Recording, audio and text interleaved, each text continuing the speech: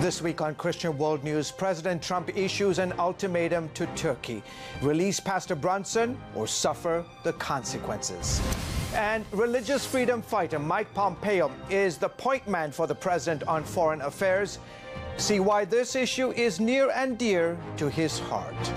And standing up for Israel, how Nikki Haley is fighting for the Jewish state at the United Nations, and why Christians have her full support.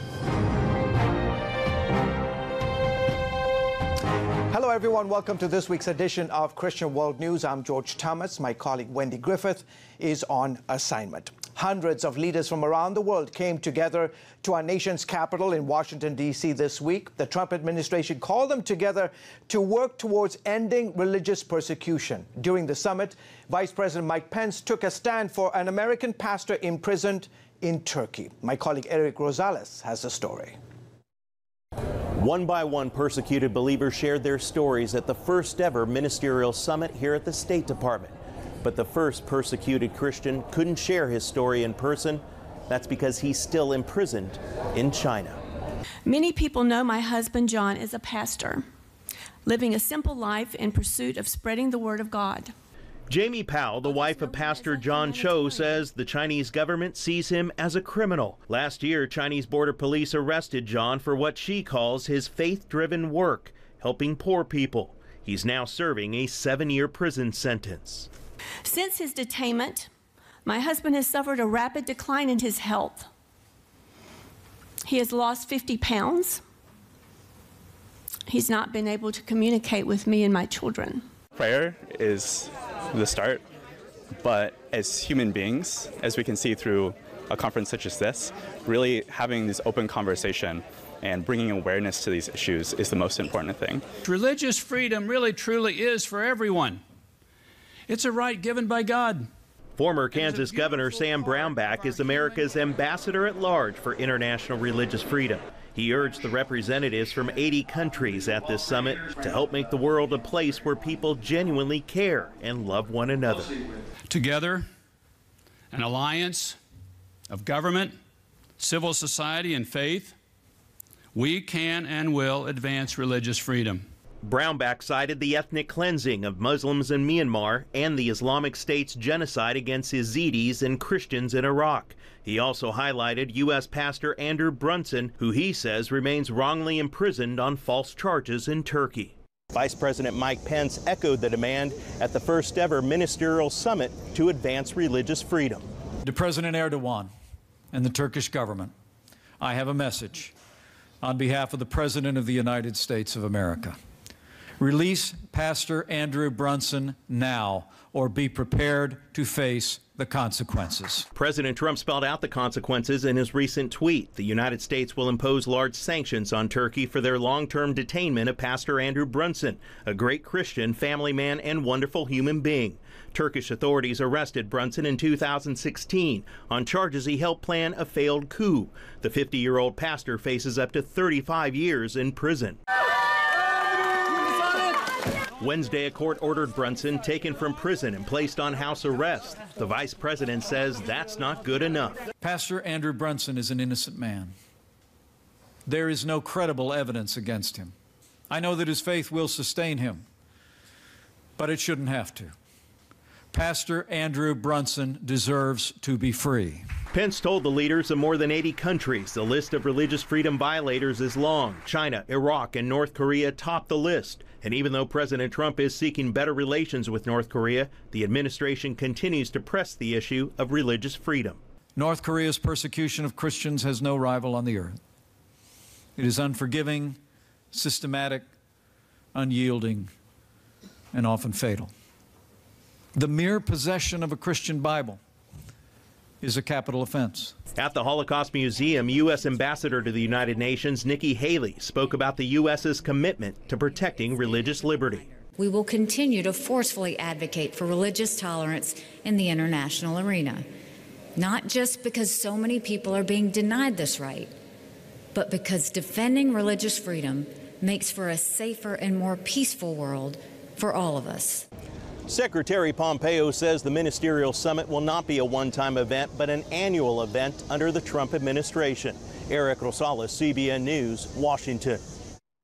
Thank you, Eric. Chris Mitchell is our CBN Middle East Bureau Chief. His home is normally in Jerusalem, but today he is here in our studios in Virginia Beach. Thank you so much for coming on the show. Great to be with you, George. I'm curious, Secretary of State Pompeo this week on Instagram made this message to Turkey's foreign minister.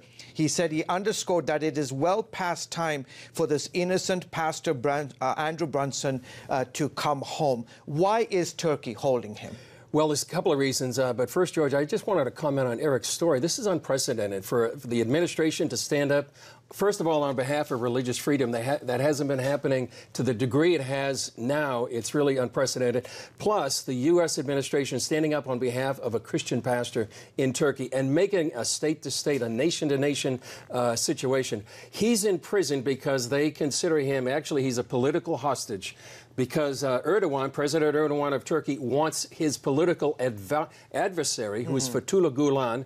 He accuses him of having a coup back in 2016. He wants the U.S. to extradite him, and he's using Brunson as a sort of a political pawn in the midst of this.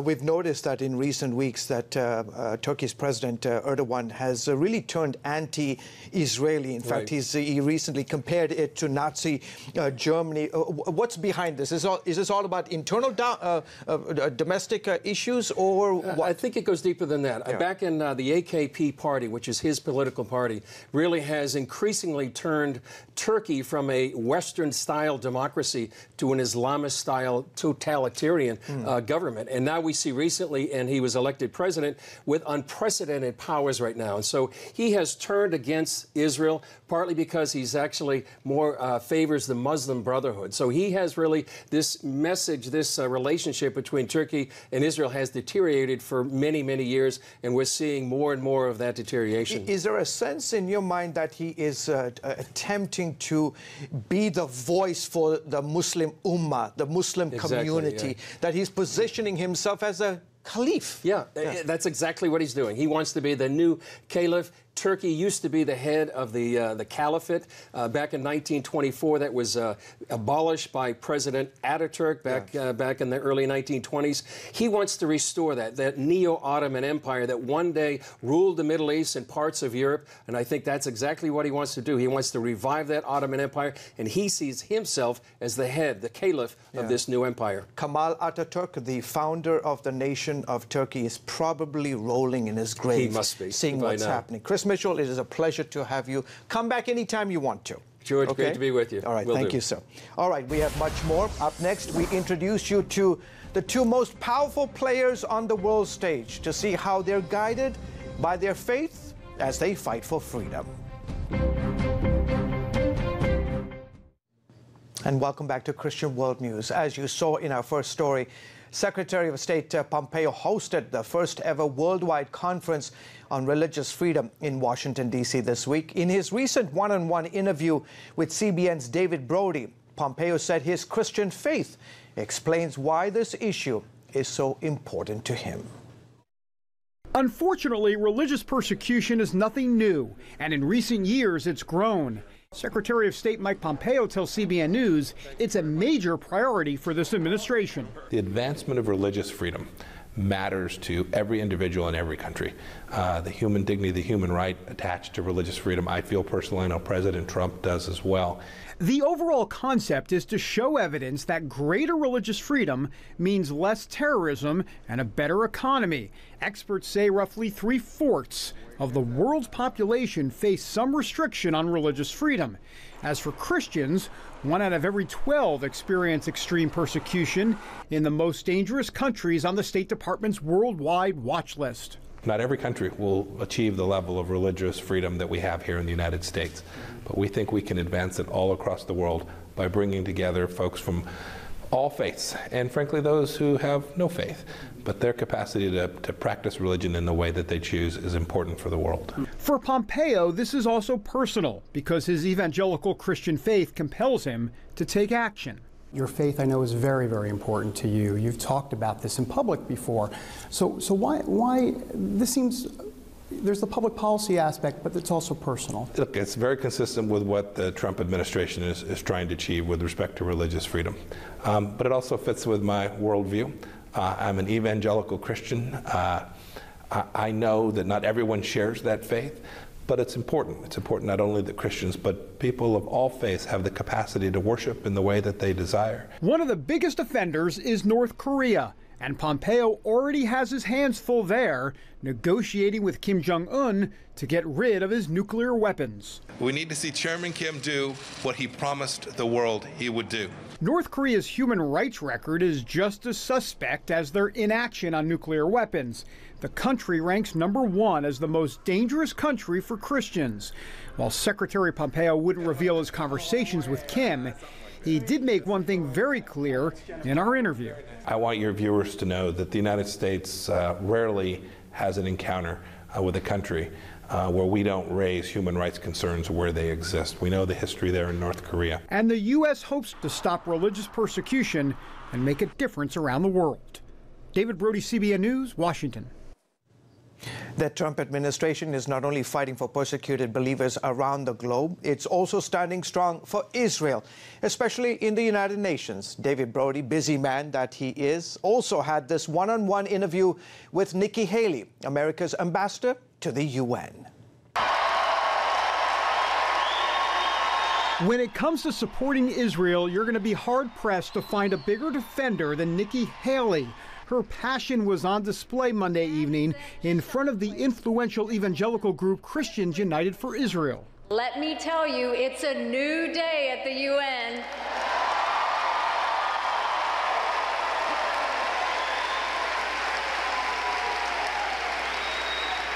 From now on, every country knows that the United States will not just block anti-Israel measures, we will shine a light on those who are responsible. There won't be any more free passes for those who bully Israel at the UN. Haley's time at the UN has been marked by a full-throttle defense of Israel. In an interview with CBN News, she expressed excitement to see that the hard work is beginning to pay off as skeptical UN members begin to see the anti-Israel terrorist group Hamas for what it is. The idea that we could get the majority of the General Assembly for the first time to even acknowledge that Hamas is an issue was a fantastic win. Haley also sees a winning team in the support evangelicals have shown Israel for decades. When you look at the anti-Semitism, you look at all of the harassment that they're getting around the world, you do feel for them because you know these are good people trying to live a good life that are in a dangerous region. And I think that Christians United, they see that for what it is. She's also calling out certain United Nations bodies and their questionable decisions. The Human Rights Council is a farce. She got the U.S. to pull out, calling it full of hypocrisy. What we've said is you've got serious human rights abuses, whether it's in Venezuela, whether it's in Iran, where they're protesting their regime, whether it's in Nicaragua, and they're doing nothing about it. The phrase doing nothing is not in Ambassador Haley's vocabulary. Since day one, you've gone in there to shake things up. How tough has that been? Every day I put on body armor because I know there's going to be a fight. I'm just fighting a different thing every day. Often on that daily agenda, Iran, Russia, and dealing with North Korea. Do you think they understand the message that what denuclearization means to the United States?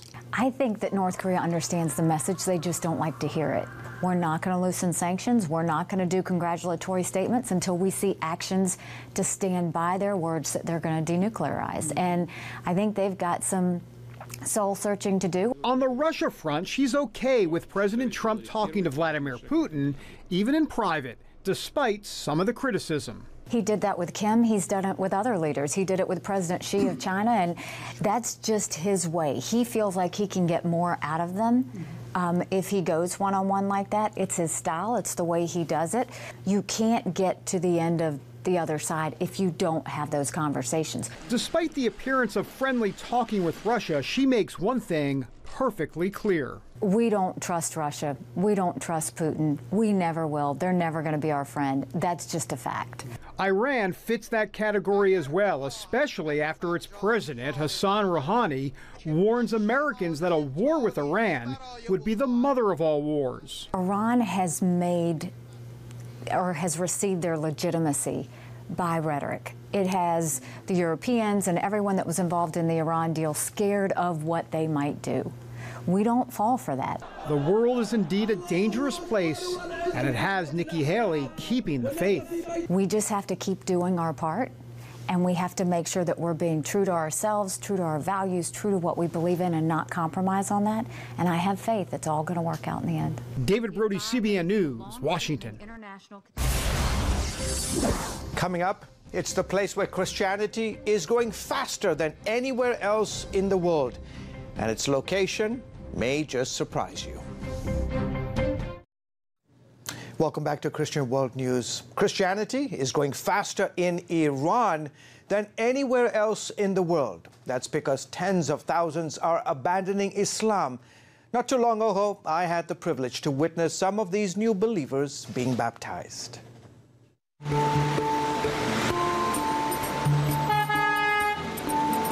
On a recent Friday, 600 miles east of Tehran, not too far from the Afghanistan-Turkmenistan border, 20 Iranians prepared for a secret journey out of their country. For their safety, we've concealed their identities and changed their names. I've been waiting for this moment for nearly 9 years. The mission took months to prepare. It was fraught with danger. This was my wish before I die. Afarin helped arrange their travel. The moment the Iranian government discovers someone has changed their religion, they will try everything to stop the person from sharing their new faith with others. Most of these new Christians paid a price for abandoning Islam. The government scares Christians, imprisons them, fires them from their jobs, kicks them out of school, and many other tactics, all in an effort to stop them from evangelizing. Afarin knew what they were about to experience could land them in trouble. CBN News met them shortly after they left Iran. Due to the sensitive nature of this report, CBN News has agreed not to reveal our location nor the names of the individuals associated with the story. And this is why they left Iran for a few days. For the first time, all 20 followed Christ in baptism.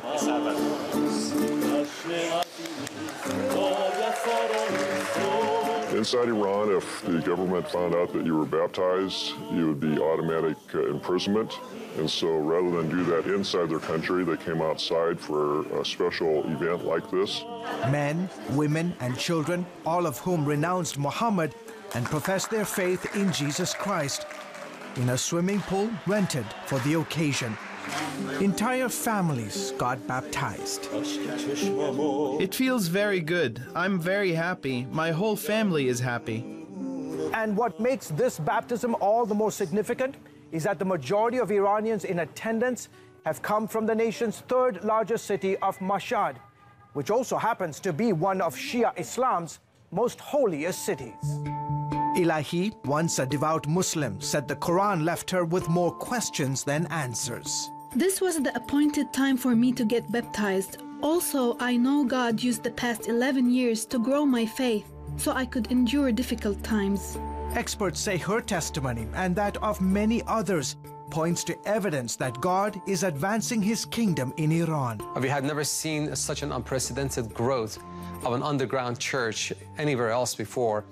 Mike Ansari, an Iranian by birth, is director of operations at Mohabbat TV. In 2006, it became the first 24-hour Farsi Christian channel to beam gospel programs into Iran. The majority baptized this weekend came to faith by watching Mohabbat TV. Some of these believers waited for many, many years to be baptized. They want to tell the world that they belong to Jesus. They want to tell the world that what was before is dead and now they're a new creation. Ansari says many Iranians, especially the young, feel disillusioned with Islam, and record numbers are turning to this channel to learn more about Christianity. Roughly about 16 million Iranians within the last 12 months have viewed one or more of our programs on satellite TV and also on their mobile devices. That roughly translates to about 20% of Iran's population. And that is an overwhelming number. Mohabbat is now one of 4 satellite channels broadcasting continuous Christian programming into Iran. Since we didn't know other believers or were part of a house church, there was nobody to help us grow in our faith. We could only grow through watching Muhabbat TV and with the Holy Spirit's help to get stronger in our faith. Nathan Rustampour led a house church in Iran for 10 years until he was forced to flee because of religious persecution.